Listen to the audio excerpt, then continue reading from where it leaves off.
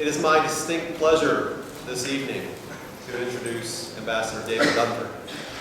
With 29 years of foreign service under his belt, he comes to us tonight to talk about a really quite a simple topic, making sense of the Middle East. I imagine this will take 5 minutes and you can all go home. It's a very quick and easy thing to do for us this evening. But we are very fortunate to have Ambassador Dunford here on campus, talking with classes, opening up discussion with us about the Middle East. It's an incredibly important topic, and we're very fortunate to be able to receive him this evening. He was ambassador to the Sultanate of Oman, and served 4 years as a deputy ambassador to Saudi Arabia during the 1990-1991 Gulf War. When I look at the long list of accomplishments here, and I asked Ambassador Dunford, should I add more? What else can I do? And he said, try to make this as short as possible. I'd like to get to my speech. So I think that it's something that we can all Google and look up, but I think that sets the tone for tonight as somebody who wants to get something done and wants to have a real honest conversation and not listen to the long list of accomplishments that he already has. So I give to you all, ladies and gentlemen, Ambassador David Dunford. Thank you very much.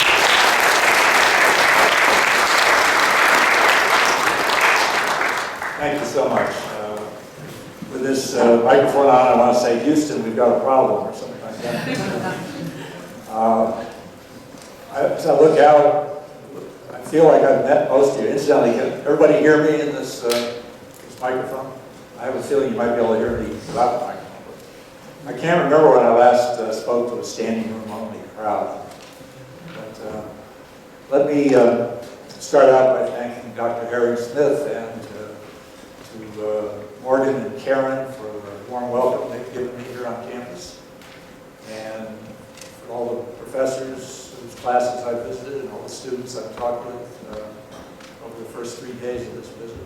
It's really been fun, and I hope you've enjoyed it as much as I have. What I want to do, the back end of this talk will focus on how we've moved from springtime in the Arab world to, I guess, what I call the ISIS winter. And I'll talk about what is happening, why it's happening, why we should care, and what, if anything, should we do about it. But first, I want to give you some tools to make sense of this important and troubling region. One tool is I put a map on the back, and I want all of you to locate Oman. One of the first questions I often get is, where is Oman? Right down there next to Saudi Arabia, next to Yemen. Wonderful little country, mountains like Tucson, beaches like San Diego, charming, exotic, interesting. I gather some of you have a relationship with Oman. You had Omani dignitaries here to speak to you, and we have more, so that's great. All right, let's begin with 6 things you need to know about the Middle East. First thing is oil. Over half of global reserves, oil reserves in the Middle East, North Africa. And that's both a blessing to the countries that have oil, and it's a curse, because it often crowds out other elements of their economy. We're still dependent on imports, not necessarily from the Middle East, but from the world. Dependent on imports. About a third of our oil imports come from outside the United States. It was more than 50% years ago, so things are getting better. But this U.S. oil and gas boom that you're all witnessing, you're actually witnessing very close to here, depends somewhat on high prices, and prices right now are down substantially, so there's that to worry about. And finally, whether the price of oil is down or up, or whether we produce all of our oil and gas ourselves, still, our addiction to oil is a problem for a variety of reasons, not least climate change and other environmental issues. All right, oil 1, water 2. I come from southeast Arizona, and we do not have 3 rivers. We have very little oil. We have an underground aquifer. We get a lot of little water, is what I meant to say. We have an underground aquifer, get quite a bit of water from the Colorado River through a pipeline, but we're very conscious of the scarcity of water. And Middle Eastern countries, for the most part, are too. They have a few rivers, but they're few and far between. They have lots of young people. That's the third item. Young people who are often educated, too often educated more in religious education and science and technology. They tend to be wired, particularly in the oil-rich countries. They tend to be frustrated because they don't have any job opportunities. Fourth thing is big and bad government. The Middle East does not monopolize bad government. There's plenty to go around everywhere. But the Middle East government is particularly bad in terms of corruption and nepotism and some other issues. Islam, item 5. It pervades the atmosphere, the culture, the language, the politics. But don't make the mistake of confusing various aspects of this Middle Eastern culture with Islam. One Middle East expert told me as follows, a quote I love: "Islam is like a river that takes on the color of the cultural bed through which it flows." Islamic revivalism in its many forms is something we need to worry about. Political force to be reckoned with. And the last thing is history, which I'll spend a little time on because I think it's very important. 1,000 years ago, the Islamic Arab Empire was a multicultural empire centered in Baghdad, extending from Spain in the west to China in the east. And it was the center of civilization. It was the superpower. If you went to the same kinds of elementary and high schools that I did, you probably learned very little about that period 1,000 years ago. It was called the Dark Ages. But it wasn't the Dark Ages of the Islamic civilization. And there's all sorts of things we have benefited from the achievements of that empire. From the recovery of the Greek and Roman classics, from their philosophers, from their physicians, from their mathematicians, from their astronomers, from their explorers. Their explorers went all over the known civilized world at the time when Western Europeans were afraid of sailing off the edge. But empires decline. And this one did too. And finally, the rise of European colonialism, the treatment of Arabs as culturally inferior, still stings today, although it's the United States and Israel that tends to feel the wrath of that resentment. Often you hear, well, they hate America, they hate Americans, they hate our values. I don't think that's true at all. Middle Easterners that I've met like Americans. They're very easy to establish relationships with. As individuals, they think we're great. And there's a lot about the United States that they like, particularly our universities. I understand you're going to get quite a few Arab students next year, which I think is great. What they don't love is our foreign policy. All right, now to understand why we should care about this region, you need to know what U.S. interests are. I have 5 candidates. Again, for those of you who've heard this from me in class, I apologize for going over the ground again. Interest 1, we just assume no more countries in the world get nuclear weapons. Nuclear proliferation, preventing that is a huge U.S. interest, and that's driving our current negotiations with Iran.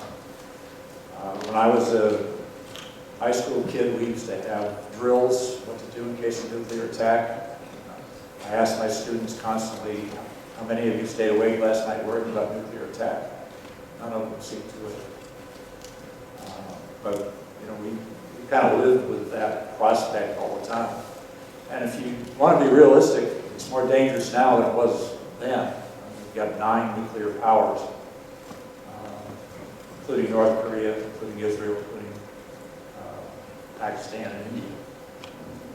If that doesn't disturb your sleep, then you're very calm. Counterterrorism. Since 9/11, counterterrorism has been a huge interest. I often kind of ask my students, what do you think terrorism is? People don't usually leap forward with good definition. Terrorism generally is violence directed at non-combatants in order to make a political point. The audience is their concern, not the people they kill. What they want is attention, and they get it from Western media, which love to cover terrorism. If it leads, it leads. I think I heard that statement somewhere today. We had a war on terrorism. The problem with a war on terrorism, in my view, is terrorism is attack. And terrorism occurs for all sorts of different reasons. And its metaphor just doesn't make any sense to me. We also have a war on drugs, and I'd like to compare the two. Our war on drugs has done badly, in my view, because we're all worried about the supply. It seems like every day in the Tucson newspapers, we see a story that 2,000 pounds of marijuana or cocaine have been seized at the border. That's great, but somehow there still seems to be plenty of drugs in our streets, despite how many we seize. And I think we've seen that with terrorism, largely because we've focused on the supply of terrorists. We want to kill them, capture them, try them, hang them. I call that the rawhide theory of terrorism. Most of you are too young to remember the song Rawhide. But one line is, don't try to understand them, just rope and throw and ram. Rawhide. That's the next one. If I were a better singer, I would. All right, so what about the demand for terrorism? Why do societies produce, condone terrorism? And I think until we answer that kind of question, I understand you had David Petraeus on campus not too long ago. I think he understood that we need to get at the supply of terrorists. He understood that focusing on killing and capturing terrorists and not on securing the population is a mistake. And I think he was a major innovator in our counterterrorism policy, counterinsurgency policy. All right, nuclear non-proliferation, counterterrorism, oil, obviously. As I said above, even though oil and gas production is way down, that doesn't mean that we're going to be independent of events in the Middle East or Russia or elsewhere. Israel, another interest. If you question why Israel is an interest, just ask your senator or congressman. They'll tell you Israel is an interest. It's a combination of our contribution to Israel's independence back in 1948, our guilt or sympathy, at least, for the 6 million Jews who were slaughtered by Hitler's Germany. There's a general support throughout the population for Israel. Israel seem more like us. And then there's also a very effective lobby, a pro-Israel lobby, and also a Christian lobby, which lobbies in favor of Israel. I think largely theological reasons. So Israel is a U.S. interest, and oil and Israel, those two interests sometimes collide. Finally, there's humanitarian interests. I think all Americans feel like they would like to see the rest of the world do better in terms of democracy, in terms of human rights, in terms of getting the basic human needs of their citizens met. And there are a lot of organizations that raise a lot of money in order to promote those humanitarian interests. All right, let me turn to Arab uprisings now. I've got Middle East and North Africa, that's what MENA means. I've got your map up there so we can kind of follow along. Arab uprising started in an obscure town in Tunisia. And it started on December 17th, 2010. And it started with the small, not a small, but a peddler, small time, if you will, fruit peddler named Muhammad Bouazizi. And Muhammad was the primary breadwinner for a family of 7. He bought fruit and vegetables from the wholesale market. And he brought them in a little cart to the center square, sold them there. His dream was to make enough money to buy a truck so he could buy from farmers directly. He was harassed by city officials and the police for years. Police officers often helped themselves to his produce. They levied fines kind of haphazardly. They collected bribes. Finally, on December 17th, they accused him of failing to pay a fee that they decided he owed. And as a result, they seized his produce, they seized his scale, seized everything that he used to market his produce. When he resisted, one of the police officers, happened to be a woman, slapped him across the face. He appealed to city officials, but he got nowhere. He had worked all his adult life to carve out this modest livelihood, and in minutes it disappeared. He wasn't a politician. He didn't have any strong views or any political issues. He was just trying to make a living for his family. He got some paint thinner, doused himself, and set himself on fire. And died slowly. As we attempt to make some sense of the Middle East, please remember Muhammad Bouazizi. Why? We live in a place where we can wake up every morning and be reasonably confident that we can protect ourselves and our families.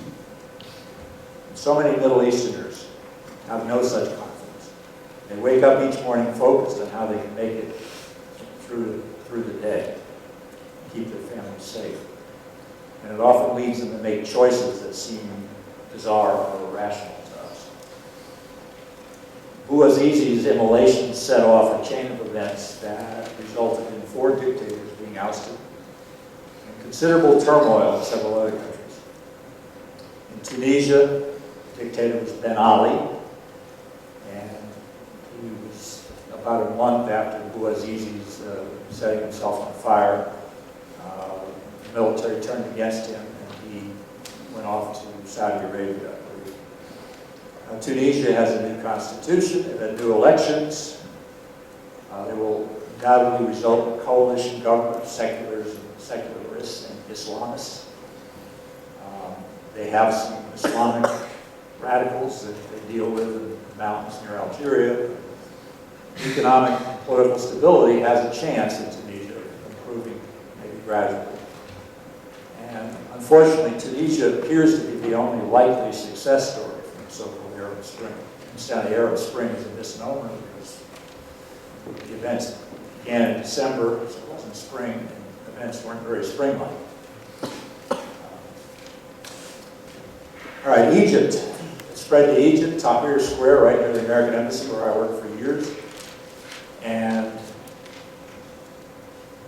Egypt, President Mubarak of Egypt was forced out of office eventually because the military turned against him. So Mubarak is gone.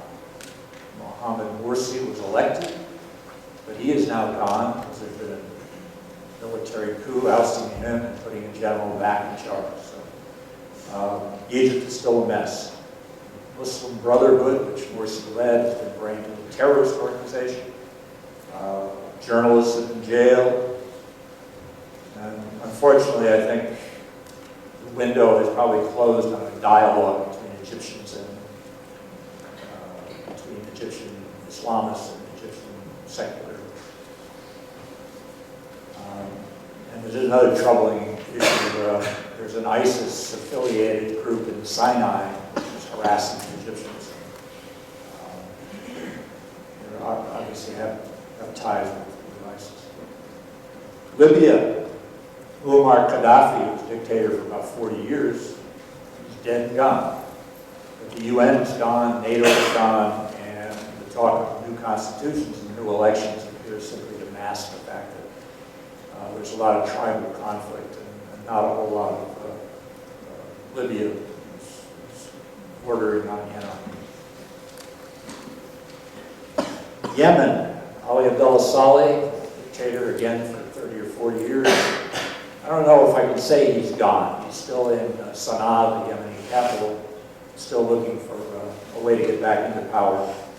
But Yemen is a mess. They're running out of water, they're running out of oil. They have southern Yemenis who don't like northern Yemenis. They have a Shia group, Houthis, who have now seized some power in the capital.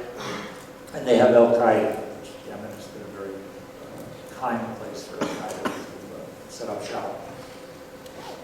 Finally, well not finally, because Syria is last, but Bahrain. Bahrain had the same kinds of demonstrations you saw in Tunisia and Egypt.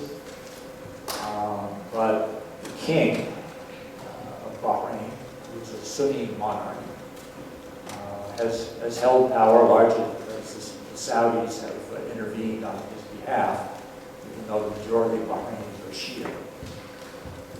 So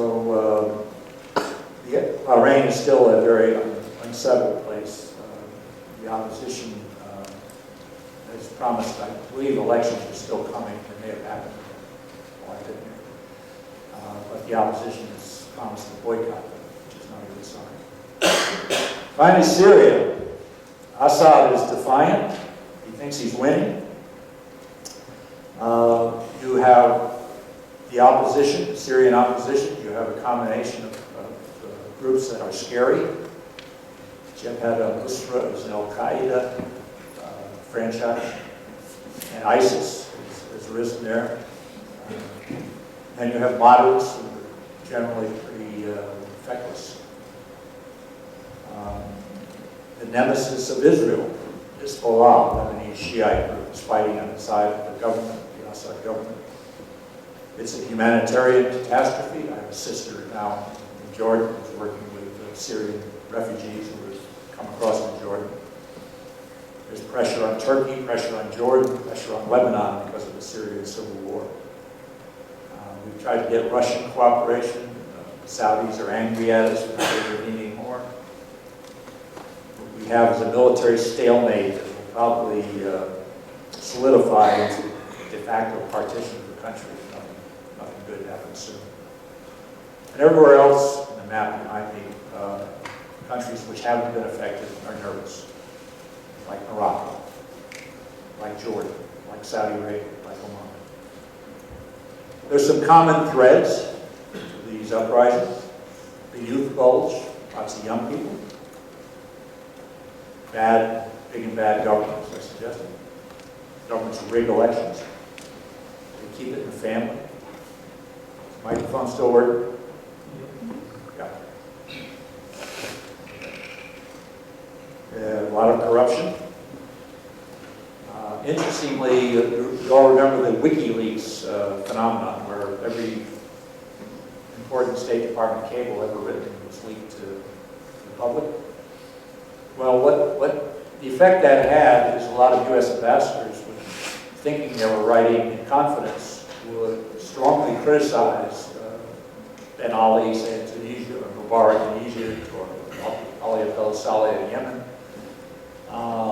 And when the people found out through WikiLeaks what the U.S. government thought of their leaders, it was quite revealing, because what we thought wasn't pretty. We thought they were kleptocrats and thugs for the most part. There was also the sort of crisis of the world economy that our banking system triggered back in 2008. That spread to the world, so and food prices were up and economic conditions were worse. And finally, a lot of people attribute the success of Arab Spring events to the global communications revolution. Satellite TV, Al Jazeera, Al Arabiya, Facebook and Twitter. My counsel there is don't make too much of that. Facebook and Twitter are great, but things went viral long before Facebook and Twitter. Thomas Paine's Common Sense, or Martin Luther's 95 Theses, or when Rosa Parks stood up on a refused to stand up on the bus in Montgomery, Alabama. That all went viral. It went viral quick. So Facebook and Twitter are important, but they helped a lot of the demonstrators organize. Interestingly, the uprisings were not about the U.S., they were not about Israel, at least initially not about Islam. All right, suddenly, earlier this year, while we were distracted by Ukraine, something called ISIS emerged out of nowhere. Before we knew it, it controlled large chunks of territory in both Syria and Iraq. And just to make sure we were paying attention, ISIS started beheading U.S. journalists, U.S. citizens, and other Westerners in a manner designed for maximum media coverage. The President responded with a plan. In a nutshell, it is a campaign of targeted airstrikes, increased support for Iraqi and Kurdish forces already taking on terrorists, assistance from allies and partners, expanded efforts to train and equip Syrian opposition, and ongoing humanitarian aid for those displaced by ISIS, which the U.S. government calls ISIL. I'm going with ISIS since I don't work for the U.S. government anymore. ISIS means to be anyway, the Islamic State in Iraq and Syria. In Arabic, it means essentially the Iraqi state. The Islamic State in Iraq and al-Shams, which is Arabic for Greater Syria, if you will. State Department, the U.S. government wants to call it the Islamic State in Iraq and the Levant. So anyway, I'm going with ISIS. ISIS represents, in part, a blowback from our senseless invasion of Iraq in 2003.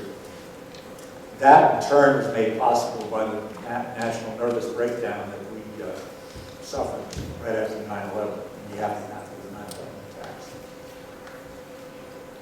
We came up with a policy while I was in Iraq called de-Baathification that excommunicated Sunnis from any kind of participation in the Iraqi, at least important Sunnis, from any kind of participation in the Iraqi political system. And there were hopeful signs after the 2007 surge that Petraeus was in charge of, that the Sunnis could be reintegrated into the Iraqi government and Iraqi society. Those hopes were pretty much dashed by the sectarian Shia government of Nouri al-Maliki. Maliki is now gone, but the Sunnis are not really back. On the Syrian side, 32 years ago, the Sunni Muslim Brotherhood was literally crushed. And I mean literally. A town called Hama, about 2 hours north of Damascus, was paved over. And underneath the pavement were about 20,000 Muslim Brotherhood adherents. And Hafez al-Assad, the father of the current Syrian ruler, did not have much trouble with the Muslim Brotherhood for the next 30 years. And 30 years later, however, the Arab Spring gave Syrian Sunnis new life. The Syrian civil wars created a power vacuum in eastern Syria, and that has merged with a power vacuum in western Iraq. Syria and Iraq, go back to history, Syria and Iraq are the heartland of that Arab Muslim empire that 1,000 years ago. Sunni rage, this Arab sense of bygone splendor, and Western haplessness, fecklessness, have created the perfect recipe for the emergence of ISIS. And that has become, unfortunately, a magnet for radical Muslims worldwide. All right, I'm done telling you how we got here. So what do? I have some thoughts. First, let's not have another nervous breakdown. ISIS tactics are awful. Westerners recruited by ISIS could well find their way to our shores.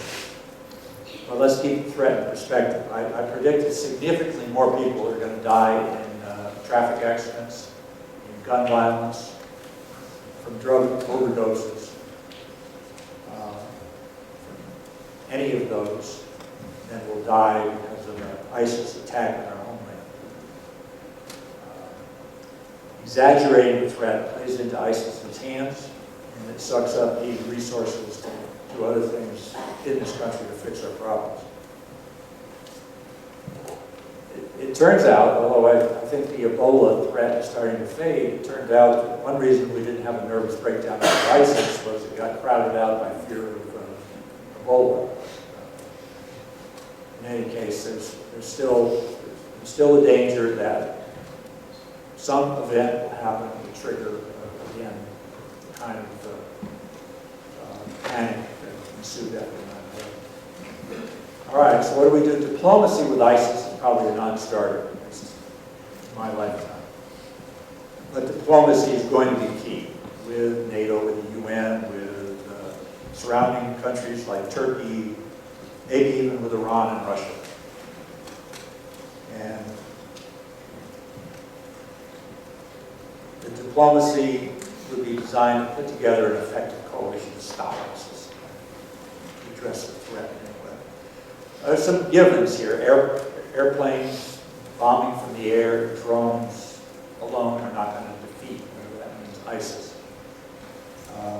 And then another given, there's just no support, or scant support in this country for sending U.S. ground troops, known popularly as boots on the ground, to confront ISIS. There are a number of U.S. military in Iraq and going to Iraq. I don't know what their footwear will be, but I have a feeling it will be desert boots. But anyway, combat troops are not going to be sent into Iraq or Syria at this point. Things could change, of course. Air power in conjunction with local forces can work. We learned that in Afghanistan. Problem is, who are going to be the counterparts of the Northern Alliance that we had in Afghanistan? Who will provide the ground troops? The candidates include the Kurdish Peshmerga. They are actually fairly accomplished militarily, although they did lose badly in a battle with ISIS earlier. The Iraqi security forces, which we worked so many years to train, but sort of fell apart largely for political reasons. Sunni moderates in Iraq. I don't know if there are many of them left. Most Sunni moderates have gotten up in the morning and decided that ISIS is winning and they better get with the program. And then there are the elusive moderates in Syria. We are looking for them. We're trying to train and arm them. But all of these various efforts are pretty much a work in progress. We also should have learned from Afghanistan that we cannot defeat an insurgency as long as they have a sanctuary in a neighboring country. Again, remember what happened in Afghanistan. The Taliban had a sanctuary in Pakistan. That's why the president decided we had to take the fight to Syria. Given all the above, dealing with ISIS is complicated and tricky. For example, we want Assad out, but we want attacking ISIS helps Assad, helps Iran. I have little patience, I think, with people who peddle easy answers to these problems. What we're doing, I think, is best described not as checkers, but as three-dimensional chess. And it's going to be very complicated. I've had the happy freedom to be very critical of U.S. policy over the years since I retired, particularly U.S. policy toward the Middle East. But I must confess to you all that I'm kind of weary of attacks on the president as wimpy and cautious. I want my president to be cautious and cerebral in this case. One who realizes that military power is not always the right answer. One who has a realistic appreciation for what works and what doesn't work. And I hope ISIS and talk show pundits in this country don't go to the president into being somebody other than who he is.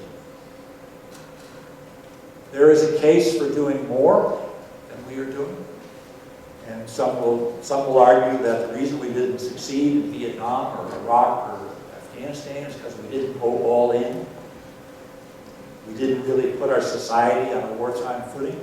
We didn't increase taxes. We didn't go back to rationing.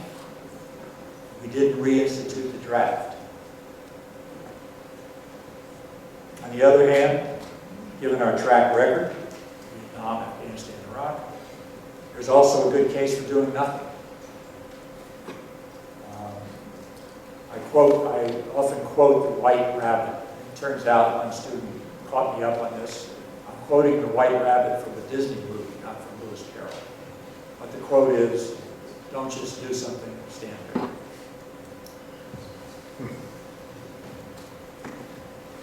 So just because something is important to U.S. interests doesn't necessarily mean that we can positively affect it. And Americans have amply demonstrated, I think, that we're not very good at remaking the domestic policies of Muslim societies. But anyway, the train has left the station. Doing nothing is no longer an option. And since we're doing something, let's be humble about what we can accomplish. There was a wonderful piece by Rosa Brooks last summer called 6 Lessons America Seems Incapable of Learning. I'll let you look up the other 5, but let me read to you lesson number 4. Be humble. We know less than we think. We're klutzier than we think. And our plans are more likely to backfire than we think. Geographical and cultural distance compounds these problems. And here's a corollary. However much money, domestic and international political will, information and time we assume we will have, we will end up having less. There will be budget cuts and red tape. We won't be able to get the intelligence that we need in the time we need. And voters and politicians will lose patience with anything that's difficult and lasts more than 5 minutes. Plan accordingly. Good advice. Our efforts to degrade and destroy ISIS will involve lots of folks on the ground, some wearing boots, some not. Some will be military advisors, some will be civilians. I've worked, when I came back from Iraq in 2003, I had about 8 years, I think, working with troops about to be deployed to Iraq and in some cases Afghanistan. And I think they're terrific. But far too often we're asking them to do things that are well beyond their capability, no matter how much training we can provide. While it's tempting to follow Alice's advice, Disney Alice, or walk away, our interests demand that we stay engaged in the Middle East. We're still the most powerful country in the world, and many Middle Easterners are looking to us for leadership. To do better, we must do something about the embarrassing unwillingness or the embarrassing shortage of trained civilian Middle East experts and our unwillingness to listen to those few that we do have. If the next Congress is really keen to defeat ISIS in what will be a marathon battle, I think, it should return to Washington and make use of federal funding for language and area studies training, make sure federal funding of language and area studies training at least stays where it is and hopefully is increased.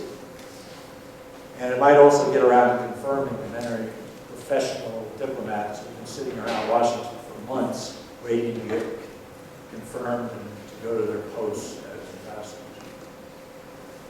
We not only need more trained civilian Middle East experts, but they have to be out and about and not cowering in bunkers or traveling around in armed convoys.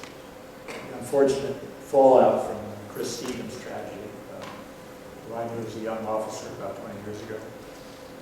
The unfortunate fallout from this tragedy in Benghazi is it narrowed the scope for the kind of creativity that Chris Stevens would exercise in building relationships throughout Libya and other Arab countries they serve. I want to end on a note of optimism. The Arab Spring is not yet 4 years old, and positive change takes time. Race relations didn't improve overnight when Rosa Parks refused to stand up on the bus. Our own democracy is still a work in progress. The Middle East won't become stable, democratic, and prosperous overnight, but we can hope it's moving over time in the right direction, and we can use our considerable influence to sparingly and judiciously nudge it along. Thank you very much for your attention, and I'll answer as many questions as you'll let me ask.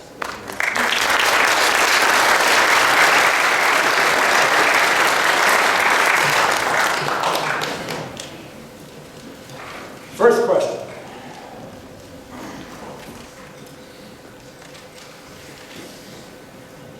I felt in many classes, but I'm not made uncomfortable by science. Good job. As a student looking to pursue a career for an embassy or working for the United Nations or the government, what do you suggest I do to make myself knowledgeable on the Middle East and the people that live there? First of all, I don't recommend that you deliberately take courses in the curriculum that you think will make you more eligible for foreign service. Take what you really want to do.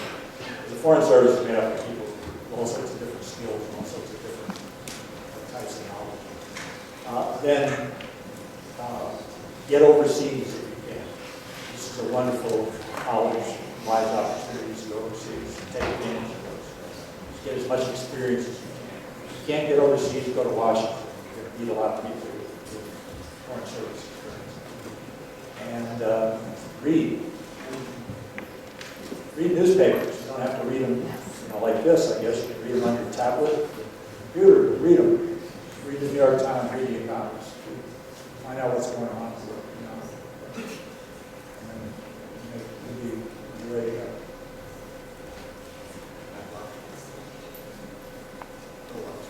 There. ISIS is a billion-dollar organization, but you don't believe they can effectively attack us. Why do you believe this? You said ISIS is a billion-dollar organization?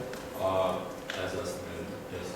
Oh, yeah. I don't know what they're worth, what their net worth is, but they obviously are pretty well financed. I mean, they've overrun enough areas of Iraq and Syria where they have pretty sophisticated weaponry. They obviously have some people who are quite sophisticated about modern communications. So they're a formidable group. Their great weaknesses, I think, virtually everybody is threatened by them. So it's easier to build a coalition against them than it has been against other folks. And I'm not telling you that they can't attack us in the United States. I don't think they're going to overrun Baghdad. I think the United States is moving to do what it takes to prevent that. I think if ISIS makes a move toward Jordan, that's certainly going to trigger a much more robust U.S. response. But I'm not saying ISIS isn't a threat. I'm saying it's a threat that should be in perspective. It's a threat among many that we face throughout the world. We shouldn't deal exclusively with that or our other interests around the world. And one there, and then we'll get you. It's kind of a two-part question, but I know it was suggested that certain terrorist organizations such as Hezbollah, Hamas, in the areas surrounding Israel were funded with factions of certain governments like Lebanon, Palestine, were had some type of involvement in those organizations. Is it the same case for ISIS? Do certain factions of Middle Eastern governments have involved or have supported currently ISIS?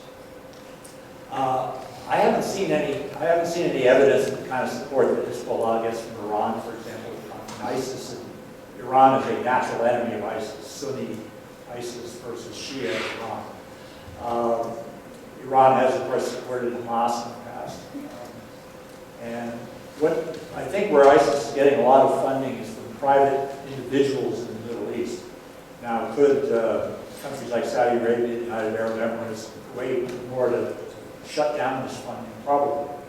I think the United States is probably working to try to make that happen. But I don't believe they're getting a lot of money from governments. The second part is, does Israel and the United States have any plans to enact any kind of counterterrorism towards ISIS? Would there be any joint operations that will stand? Yeah, what's Israel's response? Well, Israel is very concerned, I think, about the border between the Golan Heights and Syria. And since 1973, that border has been very quiet, even though Israel and Syria remain in a belligerent status. So Israel is very uncomfortable now because they don't know who's going to be on the other side of that border. And if it is ISIS, and if ISIS makes one move into the Golan Heights, I can tell you from my experience with Israel that they will strike back. They have struck into Syria on several occasions, and they're not adverse to doing it again. What's next? What do you think the odds and the probability of ISIS attacking the United States are? The odds? Yeah. I would say their focus right now is on capturing more territory in the Middle East and not, trying to attack us here. That doesn't mean if they have an opportunity that they won't take advantage of it. What do I think the odds are? I think it could well happen. But I don't think it's going to be a large-scale 9/11 style attack. So I would say the odds are reasonably good, which is bad. Yes, sir. What do you think it's going to take for us to get rid of ISIS, like ISIS to be eliminated? Would you repeat the question? What measures do you think we should take for ISIS to be eliminated? Oh, what measures should you take for ISIS to be eliminated? I guess I kind of hemmed and hawed in my presentation about there's doing nothing, there's doing everything. I'm reasonably comfortable now with the approach we're taking. I'm kind of sorry that we are constrained really from sending more military in. If it weren't for Iraq and Afghanistan, I think we would have responded more vigorously. But the country and also the military are pretty war-weary. I mean, everybody in the National Guard and reserves in this country has been to Iraq and Afghanistan 4 or 5 times. It seems, I'm sure there's exceptions. But the military really needs time to breathe. And so there's not a lot of political will right now to send ground troops to take on ISIS.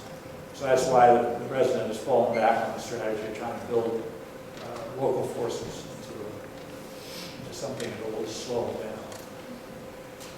But yeah, given the political environment today, I'm comfortable with what the president is doing.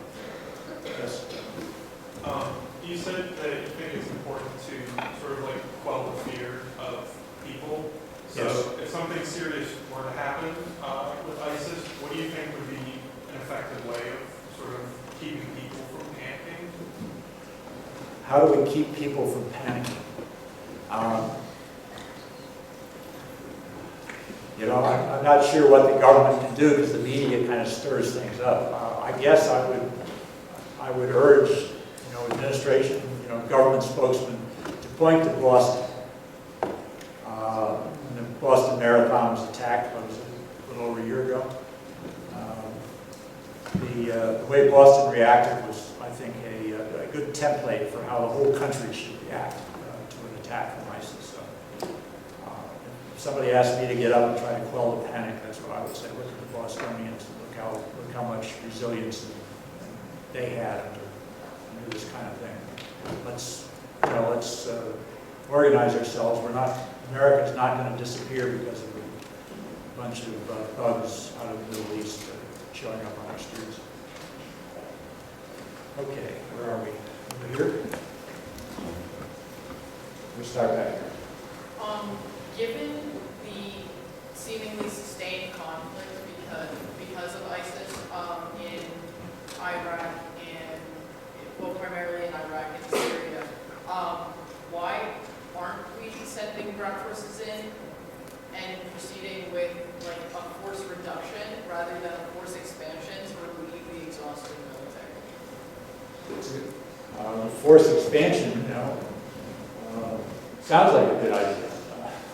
But if you look at the amount of money we spend on our military now, it's probably more than the next 9 countries in the world put together. So expanding our military doesn't seem to me a very attractive way to manage our domestic priorities. Why don't we send more ground troops in? I tried to answer that. I think the political will in this country is just against getting involved in another protracted conflict where U.S. troops are rotating over every few years. If circumstances change, I'm sure we will rally and send the troops. But right now, I think the sober assessment of what's going on is that ISIS is not as much of a challenge as the rest of the Yes. Would you say that the Obama administration has handled the situation in the Middle East better than the Bush administration? The question was, would I say the Obama administration has handled it better than the Bush administration? This is something that a good diplomat should avoid at all costs. Let me just say that I already told you that I thought invading Iraq was a really dumb idea. And I stick with that. And then I also told this other questioner that I thought Obama's response in this case of ISIS is about right given the political constraints he faces. What role do you think the media plays in the perception of the Middle East and therefore the battles and conflicts we've been engaging in there? What role does the media play in the conflicts? There's a couple of things I would say about this. First of all, back to what terrorism is. I often ask, and I'm trying to evoke from the students some understanding what terrorism actually is. What would happen if a terrorist act were committed and nobody found out about it? The terrorists would lose. They would have killed a few people but gotten nowhere with their political agenda, because all terrorists have an agenda. There's no senseless terrorism, that's just criminal. So, what about the media? Well, the media loves terrorism. This is kind of unfair if we have any journalists in here, but if there's a terrorist incident like beheading an American, front page, and everybody finds out about it. So the terrorists have an unwitting, if you will, ally in the media. CNN rose to prominence in the 80s because they were beautiful at covering terrorist events. I used to work on the terrorist task forces in the State Department. We had a TV on the wall of CNN. I think today in the State Department they have a wide variety of networks on. CNN was it in the 80s. If you wanted to find out what was going on, you looked to CNN. Calling the embassy they were usually 5 minutes behind. So that's one thing. The other thing is, what about the media and ISIS? Well, ISIS has gone after journalists. So no journalist who's looking for a long-term career is likely to want to go into ISIS territory, that part of Syria, that part of Iraq that ISIS controls. And no news organization wants to send their people there because they don't want to come back headless. So that means we don't have anywhere near the kind of understanding of what's going on in this conflict that we had in, say, Afghanistan. Yes, sir. Do you see an end to ISIS anywhere in the future? I'm sorry? Do you see an end to ISIS anywhere in the future?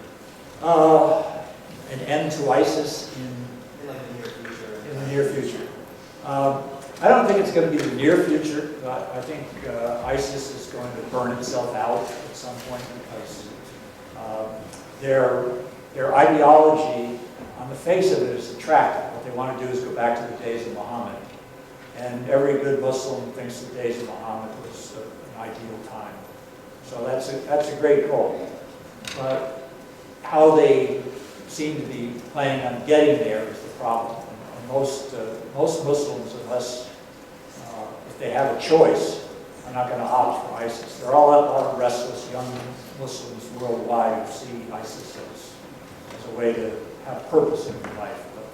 But most Muslim societies want no part of ISIS, so I think they will burn themselves out. Yes, ma'am.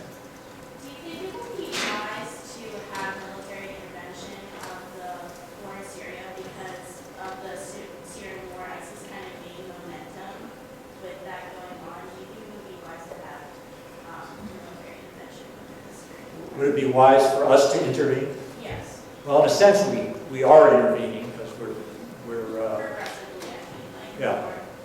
or to target ISIS as like maybe another goal, like a side. Yeah, I think, would it be wise to intervene more? Yes. Well, that depends on events, but the president, I know, was very reluctant to intervene at all in Syria. You know, lots of people in Congress urged him to, set up a no-fly zone or provide weapons to the Syrian opposition. I think the president recognized that weapons provided to the Syrian opposition, unless it was a pretty robust opposition, could well end up in the bad guys' hands. And in fact, I think that's happened. And that's why he was reluctant to intervene. He intervened now with air power and sending advisors in, largely because of the ISIS threat, because ISIS was beheading American citizens, and there was essentially a public clamor to do something about ISIS. You now have intervention in Syria. Because if you're going to deal with ISIS, you have to deal with ISIS in Syria as well as in Iraq. I wouldn't counsel more intervention. We just had decided to send 1,500 more military advisors.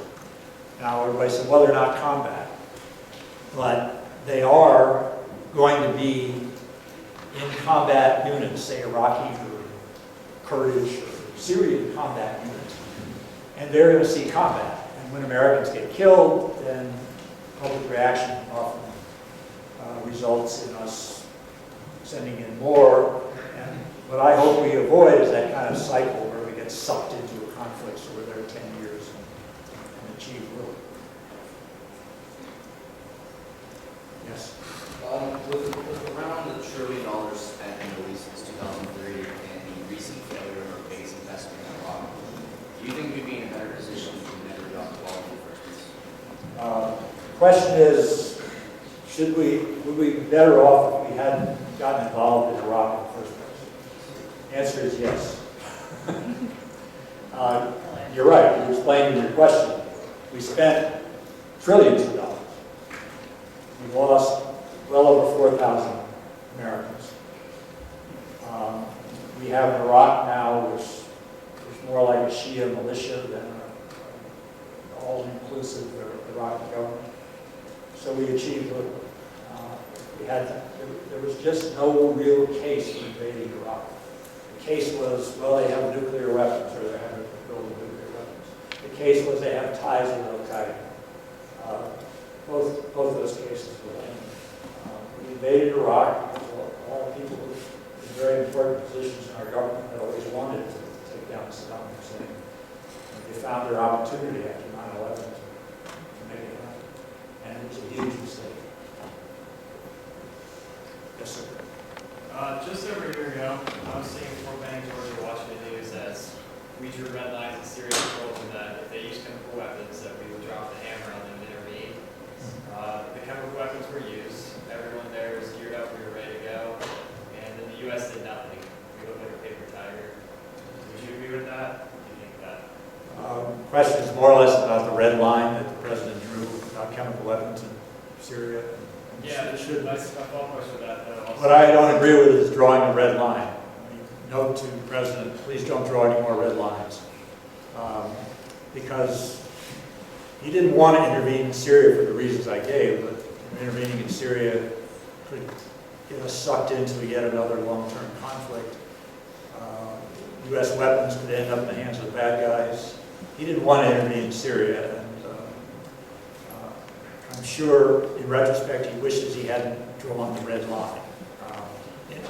In effect, though, Vladimir Putin, who's not been terribly friendly ally lately, bailed us out with getting Bashar al-Assad, the Syrian president, to call in international inspectors, and actually his chemical weapons are gone, which is good. So no harm done, but again, please don't draw any more red lines. Make the decision at the time. Yeah. So I have a question, follow-up with another question. I'm having trouble hearing you. I have a question, follow-up with another question. So back in December 17, 2010, with the Mohammed case, do you know him personally? No. I guess it sounded like I knew him personally.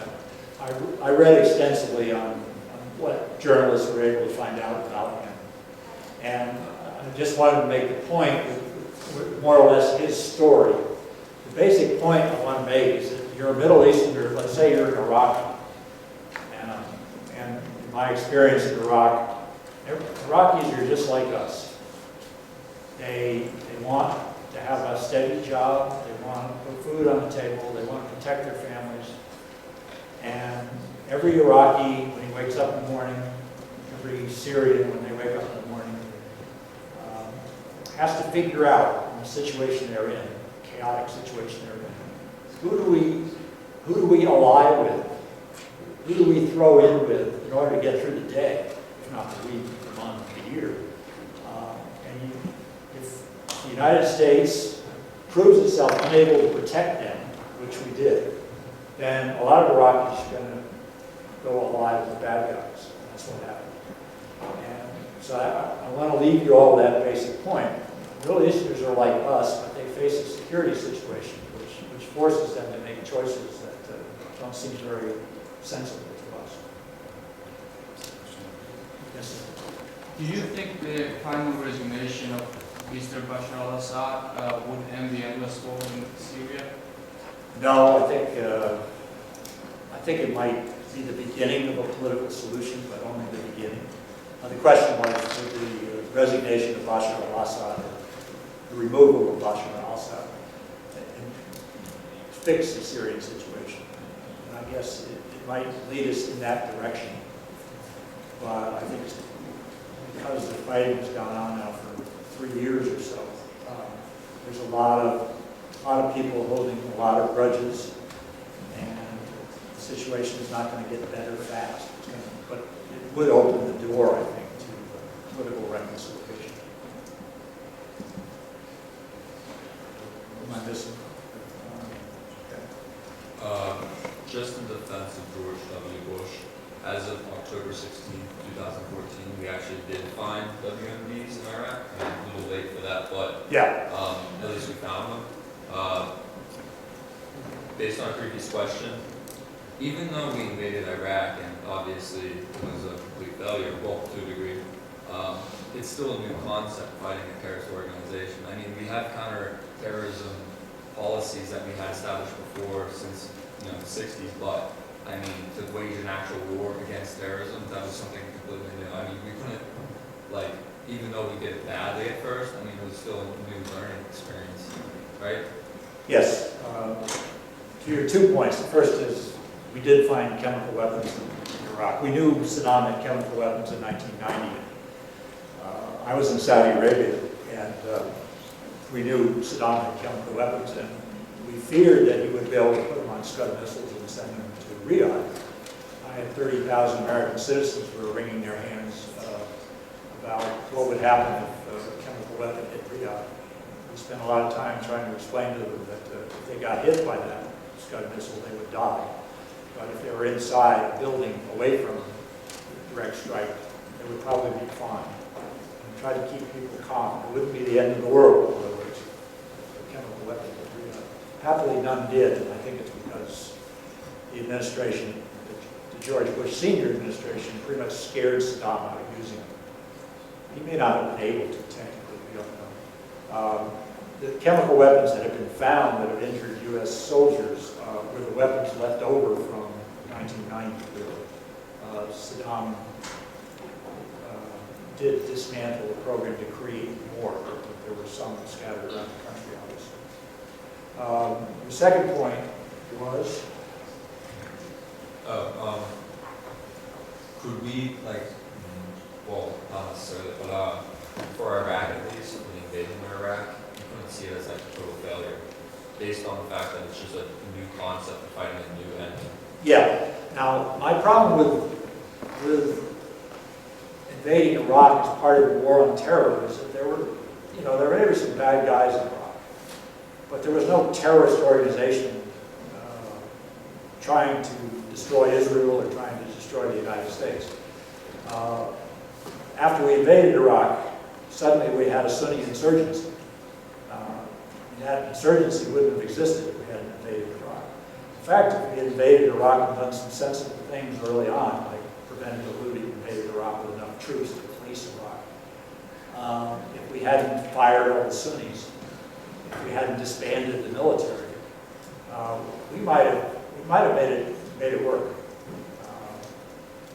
I still say it was a mistake to invade Iraq, but having invaded Iraq, there were a lot of things we could have done right that we didn't. And we also did things like we tried to create this capitalist paradise in Iraq. Iraq was not ready for that either. So Iraq was not part of the war on terror unless we made it so, and we did. People are thinning out here, so I think We might have another option, and then if we follow up after that. you get it. All right, what do you think would happen if the Middle East of America were just to withdraw? What would happen if we left the Middle East?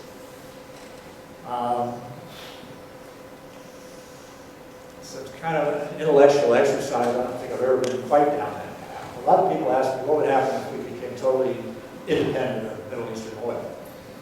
And that would be somewhat the same. I think you would see a gradual shrinking of U.S. presence in the Middle East. Although we still have Israel to worry about. And we still have other interests in the Middle East, like nuclear and counterterrorism, humanitarian. So I can't see any scenario where we would disappear off that part of the planet and never go back. I mean, with all the fighting that's going on there, and we're risking American lives, kids that are our age that are putting their lives in danger. What's our dog in this fight? The dog in the fight is oil and Israel and nuclear weapons and humanitarian interests. The list I gave you.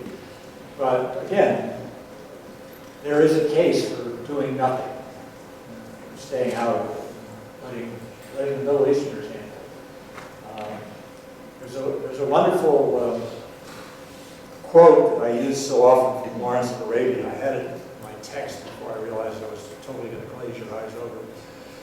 It goes something along the lines of, it's better to let them do it imperfectly than to do it perfectly yourself, for it's stare, land, their way, and your time is short. And I think what that says, don't go over there and try to remake their societies yourself. Let them do it. Put the pressure on them to do it. And I'd like to see a lot more of that. Holding back and putting pressure on the Syrians and the Iraqis to get their territorial acts together. It will be very messy. It's messy now. I think if you look back on our intervention in the Middle East, it's hard to come up with the conclusion that we've done more good than harm. We ought to have a hippocratic national security oath to do no harm. Thank you very much. You're welcome.